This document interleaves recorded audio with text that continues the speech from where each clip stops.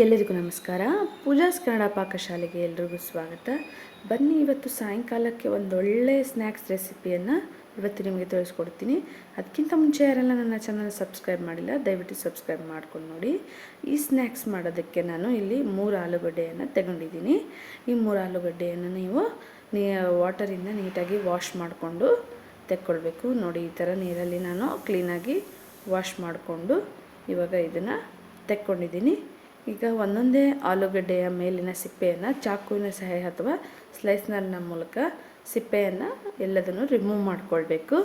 ನೋಡಿ, ಈ ರೀತಿಯಾಗಿ ಕ್ಲೀನಾಗಿ ಎಲ್ಲೂ ಕೂಡ ಒಂಚೂರು ಸಿಪ್ಪೆ ಇರದಿರೋ ಹಾಗೆ ಈ ಥರ ಮಾಡ್ಕೊಂಡಿದ್ದೀನಿ. ಈ ಥರ ಮಾಡ್ಕೊಂಡಾದ್ಮೇಲೆ ನೀವೊಂದು ಪ್ಲೇಟಲ್ಲಿ ಅದನ್ನು ಇಟ್ಕೊಂಡ್ಬಿಟ್ಟು ನೀಟಾಗಿ ಸ್ಲೈಸಾಗಿ ಕಟ್ ಮಾಡ್ಕೋಬೇಕು. ಸ್ವಲ್ಪ ತೆಳ್ಳಗೆ ಚಿಪ್ಸ್ ಎಲ್ಲ ಕಟ್ ಮಾಡ್ತೀವಲ್ಲ ಆ ಥರ, ಅದೇ ಸ್ವಲ್ಪ ದಪ್ಪ ದಪ್ಪವಾಗಿ ಕಟ್ ಮಾಡ್ಕೊಳ್ಬೇಕು. ಈ ರೀತಿಯಾಗಿ ಕಟ್ ಮಾಡ್ಕೊಳ್ಬೇಕು. ಈ ರೀತಿಯಾಗಿ ಕಟ್ ಮಾಡ್ಕೊಂಡಾದ್ಮೇಲೆ ಮತ್ತೆ ಒಂದೊಂದರಲ್ಲಿ ಈ ಥರ ಉದ್ದುದ್ದವಾಗಿ ಸ್ವಲ್ಪ ತೆಳುವಾಗಿ ಹೆಚ್ಕೋಬೇಕು.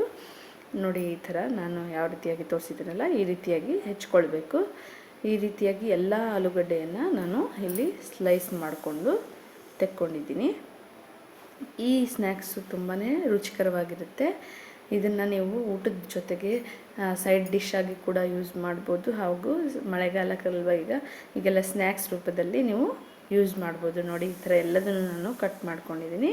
ಈ ಥರ ಕಟ್ ಮಾಡ್ಕೊಂಡಾದ್ಮೇಲೆ ಇದು ಕಟ್ ಮಾಡಿರೋದನ್ನು 1 ಟೈಮ್ ನೀರಲ್ಲಿ ವಾಶ್ ಮಾಡ್ಕೊಳ್ಬೇಕು.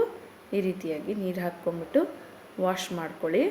ನೋಡಿದ್ರಲ್ಲ, ಈ ರೀತಿಯಾಗಿ ವಾಶ್ ಮಾಡ್ಕೊಂಡಾದ್ಮೇಲೆ ನೀಟಾಗಿ ನೀರನ್ನೆಲ್ಲ ತೆಗೆದುಬಿಡಬೇಕು. ಈ ರೀತಿಯಾಗಿ ನಾನು ತೆಕ್ಕೊಂಡಿದ್ದೀನಿ. ನೋಡಿದ್ರಲ್ಲ, ಈ ರೀತಿ ಆದಮೇಲೆ ಇದಕ್ಕೆ ನಾನು ಒಂದು 3 ಚಮಚದಷ್ಟು ಹಸಿ ಕಡಲೆ ಹಿಟ್ಟನ್ನು ಹಾಕ್ಕೊಳ್ತಾ ಇದ್ದೀನಿ. ನಾವು ವಡೆಗೆಲ್ಲ ಯೂಸ್ ಮಾಡ್ತೀವಲ್ಲ ಅದೇ ಹಿಟ್ಟನ್ನು ನೀವು ಇಲ್ಲಿ ಹಾಕ್ಕೊಳ್ಬೇಕು.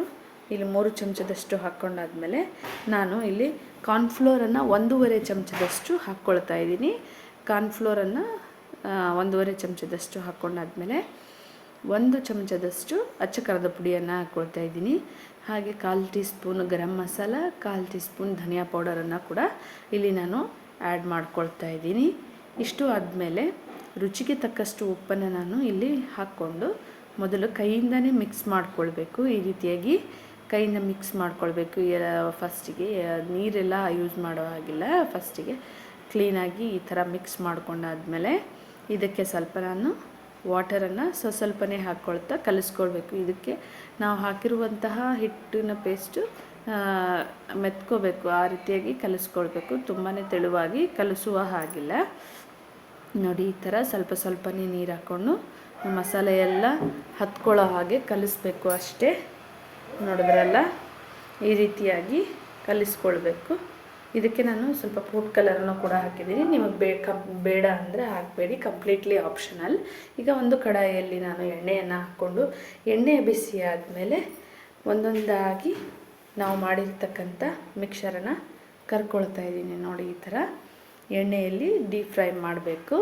ಎಣ್ಣೆ ಸ್ವಲ್ಪ ತುಂಬಾ ಬಿಸಿಯಾಗಿರಬೇಕು. ಬಿಸಿಯಾಗಿರೋ ಎಣ್ಣೆಗೆ ನೀವು ಹಾಕಬೇಕು. ಫ್ಲೇಮ್ ಕೂಡ ಸ್ವಲ್ಪ ಹೈ ಇಟ್ಕೊಂಡು ನೀವು ಫ್ರೈ ಮಾಡಬೇಕಾಗುತ್ತೆ. ಇಲ್ಲ ಅಂದರೆ ಅದು ಎಣ್ಣೆ ಥರ ಹೀರ್ಕೊಂಡ್ಬಿಡುತ್ತೆ. ಈ ಥರ ಹೈ ಫ್ಲೇಮಲ್ಲಿ ಮಾಡೋದ್ರಿಂದ ಸ್ವಲ್ಪ ಕ್ರಿಸ್ಪಿಯಾಗಿ ಚೆನ್ನಾಗಿ ನಿಮಗೆ finger chips, masala finger chips ಅಥವಾ ಫ್ರೆಂಚ್ ಫ್ರೈಸ್ ಅಂತಲೂ ನೀವು ಇದನ್ನು ಕರಿಬೋದು. ತಿನ್ನೋದಕ್ಕೆ ತುಂಬಾ ರುಚಿಯಾಗಿರುತ್ತೆ. ಮಕ್ಕಳು ತುಂಬ ಇಷ್ಟಪಡ್ತಾರೆ. ಸಾಯಂಕಾಲದ ಸ್ನ್ಯಾಕ್ಸ್ ಕ್ರೇವಿಂಗ್ಗೆ ಇದು ಬೆಸ್ಟ್ ಸ್ನ್ಯಾಕ್ಸ್ ಅಂತ ನಾನು ಹೇಳಬಹುದು.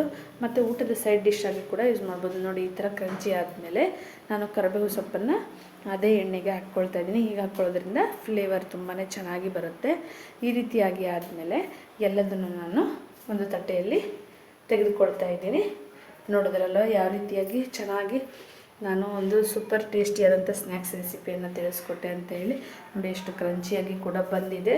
ಈ ಥರ ಮುರಿದು ನೋಡಿದ್ರು ಎಷ್ಟು ಕ್ರಂಚಿಯಾಗಿದೆ ಅಂತ ನೋಡ್ಬೋದು. ನೋಡಿದ್ರಲ್ಲ, ಈ ರೆಸಿಪಿ ನಿಮಗೆ ತುಂಬಾ ಇಷ್ಟ ಆಗಿದೆ ಅಂತ ಹೇಳಿ ಭಾವಿಸ್ತೀನಿ. ನೀವು ಮನೆಯಲ್ಲಿ ಟ್ರೈ ಮಾಡಿ ಯಾವ ರೀತಿಯಾಗಿ ಬಂತು ಅಂತ ಹೇಳಿ ನನಗೆ ಕಮೆಂಟ್ ಮೂಲಕ ತಿಳಿಸಿ. ನಿಮಗೆ ಈ ರೆಸಿಪಿ ಇಷ್ಟ ಆಗಿದ್ದರೆ ಚಾನಲ್ನ ಸಬ್ಸ್ಕ್ರೈಬ್ ಮಾಡ್ಕೊಳ್ಳಿ, ಶೇರ್ ಮಾಡಿ. Thank you.